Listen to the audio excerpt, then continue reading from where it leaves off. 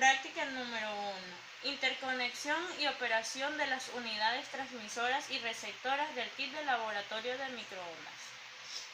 Introducción. En dicha práctica, los alumnos deben familiarizarse con la conexión y operación de las unidades transmisoras y receptoras del kit de laboratorio de microondas, como lo son los siguientes equipos. Transmisión desde banda base. Proceso de transmisión de información desde las etapas de banda base. El término banda base se refiere a la banda de frecuencias producidas por un transductor, tal como un micrófono u otro dispositivo generador de señales, que no es necesario adaptarlo al medio por el que se va a transmitir. También se puede decir que banda base es la señal de una sola transmisión en un canal. Por lo contrario, banda ancha significa que lleva más de una señal y cada una de ellas se transmite en diferentes canales hasta su número máximo de canales. En los sistemas de transmisión, la banda base es generalmente utilizada para modular una portadora. Durante el proceso de modulación se reconstruye la señal banda base original. Cabe resaltar que las frecuencias de banda base se caracterizan por ser generalmente mucho más bajas que las resultantes, cuando éstas se utilizan para modular una portadora o subportadora.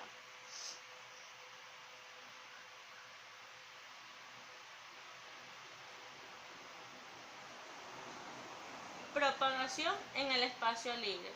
Todo sistema de comunicación debe diseñarse para que en el receptor se tenga una relación señal-ruido mínima que garantice su funcionamiento. Frecuencia intermedia. La frecuencia intermedia se caracteriza por FI y es la frecuencia dada a los aparatos de radio que emplean el principio superheterodino. Ese principio de un receptor superheterodino es un receptor de ondas de radio que utiliza un proceso de mezcla de frecuencias o heterodinación para convertir la señal recibida en una frecuencia intermedia fija, que puede ser más conveniente elaborada que la frecuencia de radio de la portadora original. Esta se obtiene en la mezcla de la señal sintonizada en antena con una frecuencia variable, generalmente localmente en el propio aparato, mediante un oscilador local y que guarda con ella una diferencia constante. Esta diferencia entre las dos frecuencias es precisamente la frecuencia intermedia.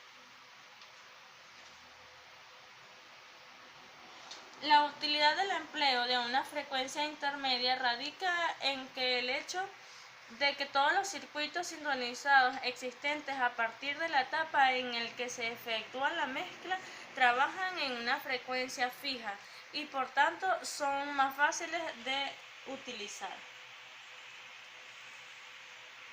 Propagación de guías de ondas.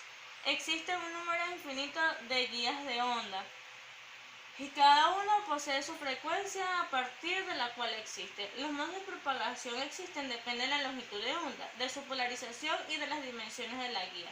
Como cada uno tiene una frecuencia de corte asociada, la frecuencia asociada a transmitir deberá ser mayor que la frecuencia de corte.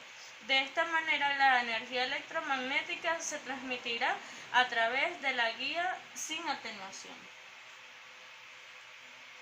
De modo longitudinal de una guía de onda es un tipo particular de onda estacionaria formado por ondas confinadas en actividad. Con respecto a los modos transversales se tiene el modo transversal eléctrico, magnético y electromagnético.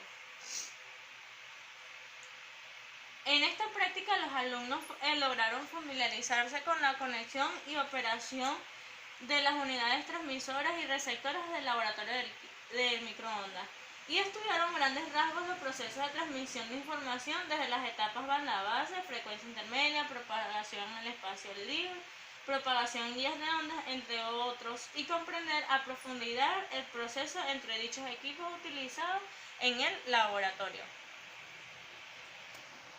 Buenos días, mi nombre es Osvaldo Villarroel y hoy les vengo a hablar sobre la práctica 2 que trata sobre medidas de frecuencia y longitud de onda. Frecuencia. La frecuencia es una magnitud que mide el número de repeticiones por unidad de tiempo de cualquier fenómeno o suceso. Frecuencia crítica de una guía de onda. Se denomina frecuencia intermedia o frecuencia crítica a la frecuencia dada en los aparatos de radio. Esta se obtiene de la mezcla de la señal sintonizada en antena con una frecuencia variable generada localmente en el propio aparato mediante un oscilador local.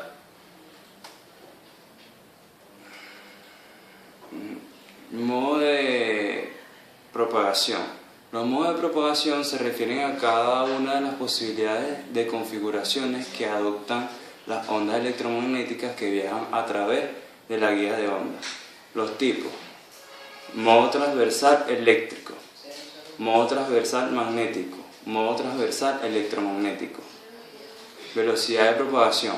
Todas las ondas tienen una velocidad de propagación finita, en cuyo valor influyen las fuerzas recuperadoras elásticas del medio y de factores de la masa del medio, la densidad lineal y en las cuerdas, y la profundidad del agua bajo la superficie, o el coeficiente adiabático, la masa molecular y la temperatura en el caso de la propagación del sonido en un gas.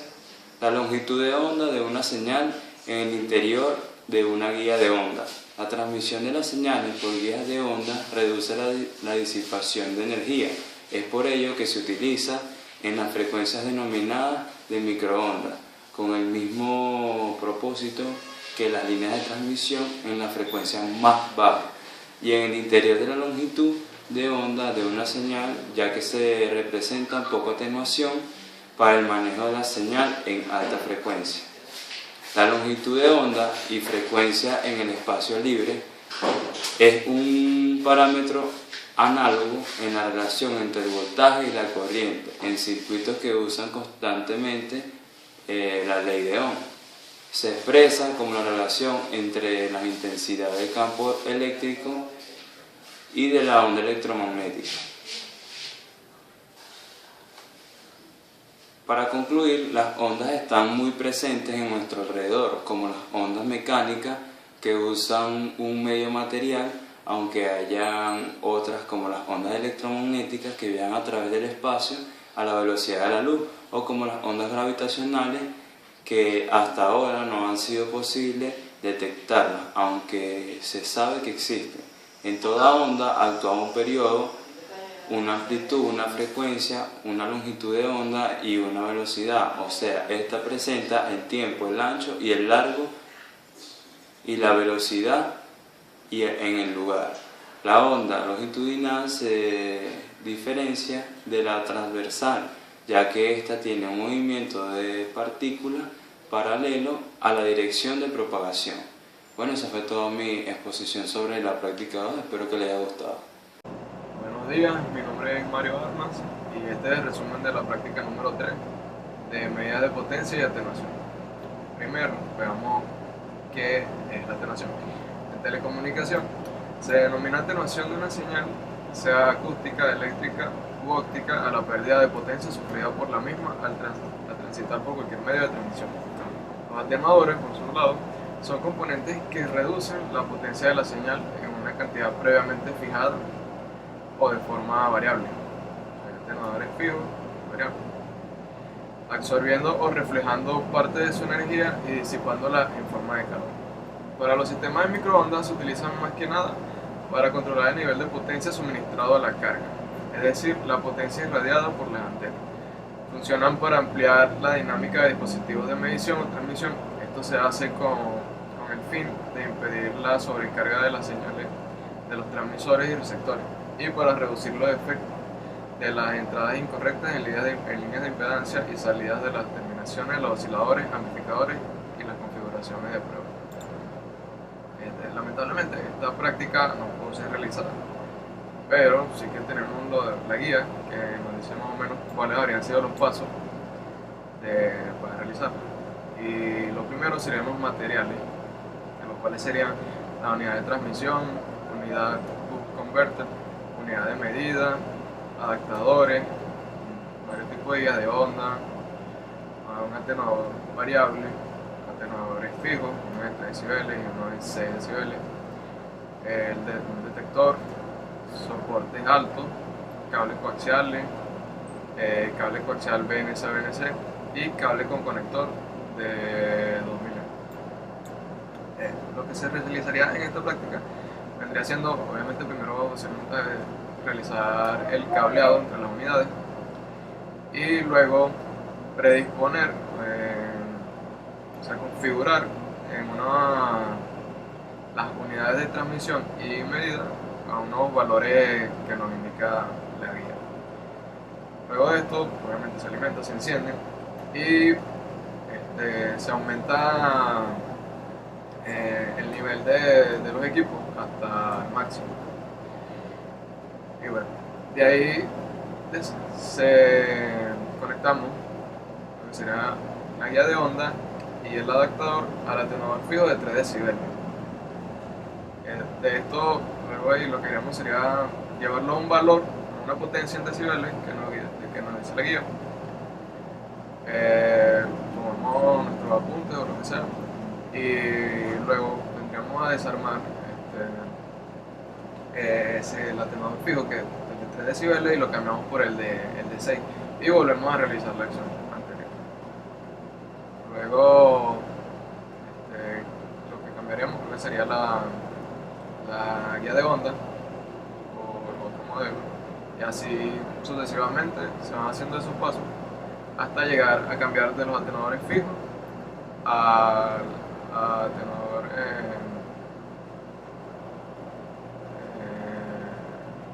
variable, y luego realizar el montaje e ir variando el micrómetro y tomar nuestros apuntes. Luego esto comparar con una tabla que tiene la guía para ver que todos esos valores estén correctos. Y bueno, eso es todo. A continuación, una imagen de lo que vendría siendo el montaje final. Así. Mi nombre es Daniel Salas, les vengo a hablar sobre la práctica 4 llamada acopladores y divisores de señales. Para comenzar, nosotros vamos a conocer primero qué es un acoplador y cómo funciona. Los acopladores normalmente son componentes pasivos que se utilizan para dividir la potencia óptica de la fibra de señal. Su misión básicamente es dividir enlaces de luz o direccionar enlaces de luz de manera que nos convenga, dependiendo de lo que necesitemos. Y los acopladores basan su funcionamiento en el acoplamiento de modos entre las dos fibras de monomodo. Existen diferentes tipos de acopladores, como son los direccionales, que estos se dividen en cuatro tipos de puertos. Está el de puerto de entrada, en el que inyectamos señal; puerto de salida, donde se extrae la señal; puerto acoplado y el puerto aislado. Aquí más o menos una imagen van a ver cómo es un acoplador direccional. Y ahora en los acopladores también existe algo que se llama T mágica. La T mágica es un acoplador que está girado, está como dividido en 180 grados y sirve básicamente para distribuir la bifurcación de la señal. Desde una señal de entrada se puede obtener varias señales de salida. Las salidas pueden ser controladas a través de impedancia. Y la utilidad que tienen los acopladores en la rama de las telecomunicaciones. Los acopladores básicamente nos sirven para tratar de distribuir bien la señal en los equipos que sean necesarios. Por ejemplo, en la foto que van a ver a continuación, se muestra, por ejemplo, que se puede monitorear la señal de transmisión de un BTS sin necesidad de interrumpir la transmisión como tal. Podemos monitorearla sin modificarla.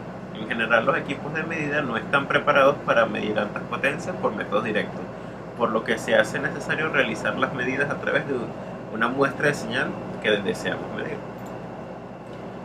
Ya por ejemplo, en otra imagen van a ver lo que es la medida de onda reflejada en un sistema radiante, que es la que se muestra a continuación. Y ya eso es todo lo de los acopladores, dado que no realizamos ningún montaje. Y aquí les dejo de última foto cómo se supone que debería ser el último montaje con todos los equipos conectados. Gracias.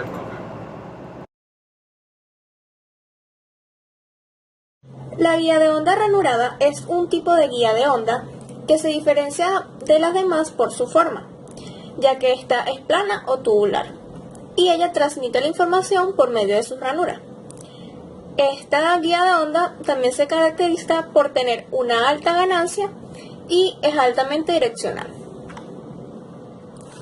Por otra parte también está la ROE, que es la relación de onda estacionaria, o la VSWR, en sus siglas en inglés. Esto se refiere al comportamiento del voltaje en un fenómeno de onda estacionaria entre una línea de transmisión y su carga en el extremo. La impedancia de carga es un parámetro que influye en la VSWR. Cuando la impedancia de carga es distinta a la impedancia característica, ocurren dos fenómenos. Uno, cuando la carga es menor a la impedancia característica, la línea se comportará como un cortocircuito. Y cuando la impedancia de carga es mayor, esta se comportará como un circuito abierto. Cuando está disparejo la impedancia de carga y la impedancia característica, esto causa que haya una onda reflejada, que cuando se interfiere en la onda reflejada con la onda incidente, se crea un patrón de amplitudes, que se caracteriza por la existencia de valores máximos y mínimos, que están distribuidos periódicamente a lo largo de la línea. Cuando esto ocurre, a mayor diferencia entre la impedancia característica y la de carga, mayor será la interferencia. El patrón de amplitudes se conoce como el patrón de onda estacionaria. Existen dos condiciones que se deben de cumplir para que la energía máxima de una antena sea irradiada. Esas dos condiciones son que la impedancia de salida sea igual a la impedancia característica y que la impedancia característica sea igual a la impedancia de radiación. Cuando estas dos condiciones se dan en una línea de transmisión, se dice que la línea está adaptada.